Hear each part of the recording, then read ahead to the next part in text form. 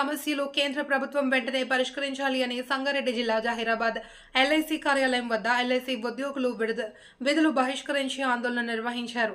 ఈ సందర్భంగా వారు మాట్లాడుతూ 2022 ఆగస్టు నుండి జరగవలసిన వేతన సవరణ కోసం తక్షణమే చర్యలు చేపట్టాలి అని, ఎల్ఐసిలో ఖాళీగా ఉన్న అన్ని తరగతుల ఉద్యోగ నియామకాలు చేపట్టి ఖాళీలను భర్తీ చేయాలి అని డిమాండ్ చేశారు।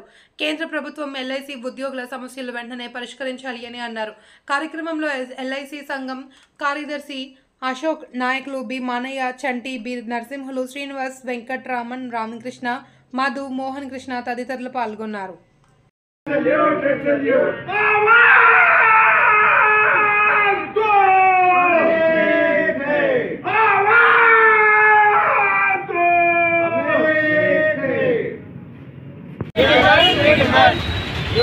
Unilateral attitude of the management down. NPS scrap. NPS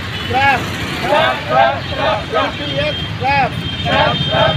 Working class unity long live. Working class unity long live. Anti-working class policies of the government down. Awaaz.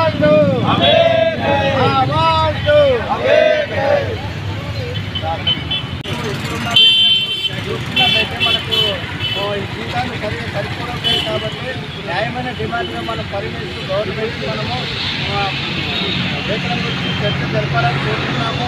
ఇప్పటివరకు ఎలాంటి చర్చ జరపకుండా కాలయాపన చేస్తుంది గవర్నమెంట్। మరి అట్లాగే కొత్త పెన్షన్ విధానాన్ని రద్దు చేసి అందరికీ పాత పెన్షన్ విధానాన్ని కొనసాగించాలని డిమాండ్ చేస్తున్నాము।